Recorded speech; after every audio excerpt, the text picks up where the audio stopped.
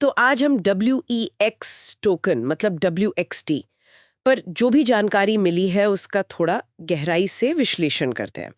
हमारे पास कीमतें, tokenomics, future prediction सब पर कुछ नोट्स हैं। हाँ। मकसद बस ये है कि WXT की अभी क्या हालत है, क्या फायदे हैं, क्या खतरे, एक क्लियर पिक्चर मिल सके। हाँ, तो खोलते हैं इसको। बिल्कुल। देखते कि ये टोकन है क्या असल में, इसका इकोसिस्टम कैसे काम कर रहा है और निवेशकों के लिए क्या जानना जरूरी है इसमें। ठीक है, तो चलो कीमत से ही शुरू करते हैं। अभी WXT लगभग $2.98 पर है, मतलब डॉलर में 0.0343 डॉलर के आसपास। हाँ, और पिछले 24 घंटे में गिरा है थोड़ा, करीब 3.9%। और पिछले 7 दिन का देखो तो वो करीब 7.4% नीचे है, जबकि पूरी क्रिप्टो मार्केट वो सिर्फ 2% गिरी है लगभग। ओह, तो मार्केट से ज्यादा गिरा है। हाँ, और अपने ऑल टाइम हाई से भी अब ये क्या कहते हैं लगभग 8.9% नीचे है। वो जुलाई 23 को ही बना था। अच्छा। एक चीज जो ध्यान देने वाली है और थोड़ी अजीब भी, वो ये कि कॉइनगेको जैसी जगहों पर इसकी सर्कुलेटिंग सप्लाई और मार्केट कैप का डेटा ही नहीं है। सच में? ये तो पारदर्शिता वाली बात हो गई। बिल्कुल, पता नहीं चलता कि असल में कितने टोकन घूम रहे हैं मार्केट में। चलो टोकनॉमिक्स पे आते हैं। तो ये इथेरियम बेस्ड है। ERC20 टोकन हाँ। 1 अगस्त 2023 को लॉन्च हुआ था। हाँ, ERC20 टोटल सप्लाई रखी थी 10 अरब, काफी ज्यादा। लेकिन उसमें से बर्न भी तो हुए हैं, करीब 4.06 अरब टोकन। हाँ, बर्न हुए हैं, तो अब एक्टिव सप्लाई लगभग 5.94 अरब के आसपास होनी चाहिए। और इसका जो एलोकेशन है वो कैसे बांटा है इन्होंने? वो भी इंटरेस्टिंग है। 20% इकोसिस्टम के लिए रखा है, 10% नए यूजर लाने पे खर्च होगा, ठीक है। 15% पार्टनरशिप के लिए, 15%? 15% टीम इंसेंटिव और 25% प्रोटेक्शन फंड के लिए। 25% प्रोटेक्शन फंड, ये तो काफी बड़ा हिस्सा है। हाँ, ये काफी सिग्निफिकेंट है। शायद ये दिखाता है कि वो सिक्योरिटी को लेके कितने सीरियस हैं, या शायद भविष्य के किसी बड़े रिस्क के लिए तैयारी। हो सकता है। अच्छा, और इसकी यूटिलिटी मतलब इसे इस्तेमाल कहाँ करते हैं? ये पूरी तरह से WXT एक्सचेंज से जुड़ा हुआ है। ओके। जैसे अगर आपके पास 1000 WXT से ज्यादा हैं, तो वीकली एयर ड्रॉप्स मिलते हैं। अच्छा। ट्रेडिंग फीस में भी डिस्काउंट है VIP टियर के हिसाब से 70% तक। और जो एलीट ट्रेडर्स हैं उनके लिए प्रॉफिट शेयरिंग ऑफर्स भी हैं। तो सारे फायदे सीधे एक्सचेंज यूज करने से जुड़े हैं। बिल्कुल, WXT की जान ही WX एक्सचेंज है। एक्सचेंज के बारे में कुछ बताओ, ये कब शुरू हुआ था? हाँ, WX एक्सचेंज 2018 में सिंगापुर में शुरू हुआ था।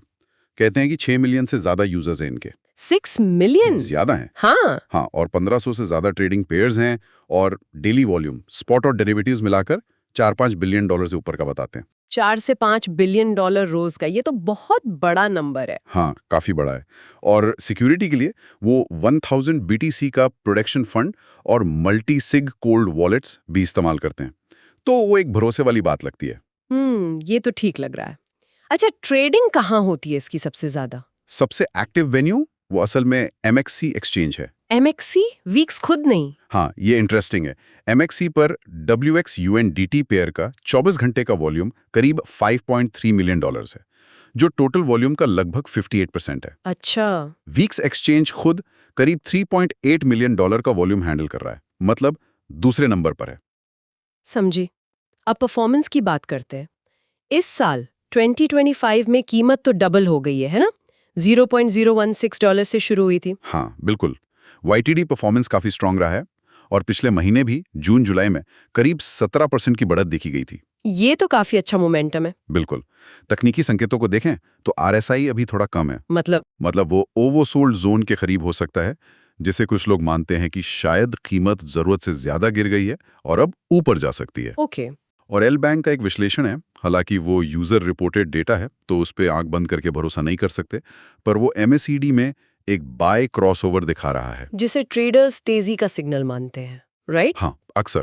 लेकिन फिर वही बात, ये यूजर डेटा है। ठीक है। भविष्य के अनुमान, कॉइन कोडेक्स क्या कह रहा है? कॉइन कोडेक्स का एल्गोरिदम जुलाई 2025 के लिए 0.0250 से 0.0345 की रेंज दे रहा है, एवरेज 0.0280 के आसपास। और अगले साल 2026 के लिए? 2026 के लिए उनका औसत अनुमान करीब 0.0507 डॉलर है। मतलब अभी से लगभग डबल? हाँ, उनके हिसाब से। लेकिन यहीं पर कहानी थोड़ी उलझती है। कैसे? दूसरे अनुमान बहुत अलग हैं। जैसे एल बैंक है, वो 2026 के अंत तक सिर्फ 5% की धीमी ग्रोथ बता रहा है, करीब 0.0360 तक। सिर्फ 5%? ये तो कॉइन कोडेक्स से बहुत अलग है। बिल्कुल। और फिर डिजिटल कॉइन प्राइस है जो बहुत ही ज्यादा बुलिश है। वो कह रहे हैं कि 2030 तक $0.19 तक जा सकता है। $0.19। वाओ! ये तो बहुत ही ज्यादा आशावादी लग रहा है। हाँ, मतलब अनुमानों में जमीन आसमान का फर्क है। इससे ये भी पता चलता है कि फ्यूचर को लेकर कितनी अनिश्चितता है। ये काफी सट्टात्मक है। तो चलो इसकी ताकतों और कमजोरियों को समेटते हैं। ताकतें क्या हैं? सबसे बड़ी ताकत तो इसका अपनी इकोसिस्टम यानी वीक्स एक्सचेंज में यूज होना है। फीस डिस्काउंट, एयर ड्रॉप्स, ये सब यूजर्स को जोड़े रखते हैं। हाँ, और टोकन बर्न से सप्लाई कम होना भी एक पॉजिटिव बात है। बिल्कुल। और वीक्स एक्सचेंज का खुद का ट्रैक रिकॉर्ड, यूजर बेस और वो बड़ा वॉल्यूम, ये सब इसकी ताकतें हैं। ठीक है, और कमजोरियां या रिस्क? पहला तो वही सर्कुलेटिंग सप्लाई की जानकारी का ना होना, पारदर्शिता की कमी। हाँ, वो तो है। दूसरा, इसकी सारी उपयोगिता सिर्फ और सिर्फ वीक्स एक्सचेंज पर निर्भर करती है, मतलब सेंट्रलाइज्ड यूटिलिटी। अगर एक्सचेंज को कुछ हुआ तो टोकन भी गया। बिल्कुल। अगर WX की रेप्यूटेशन खराब होती है या कोई रेगुलेटरी प्रॉब्लम आती है तो WXT पर सीधा और बड़ा असर पड़ेगा। और कीमत में उतार चढ़ाव तो है ही। हाँ, वॉलेटिलिटी तो क्रिप्टो मार्केट का हिस्सा है ही। तो संक्षेप में कहें तो WXT एक एक्सचेंज टोकन है। WX एक्सचेंज से इसे ताकत मिलती है, इकोसिस्टम में यूज भी है, इस साल परफॉर्मेंस भी अच्छा रहा है। लेकिन पारदर्शिता का मुद्दा है, पूरी तरह WX पर निर्भर है और भविष्य के अनुमान भी बहुत बिखरे हुए हैं। बिल्कुल सही। और यहीं से वो बड़ा सवाल उठता है जिसके बारे में हमने बात की। कौन सा?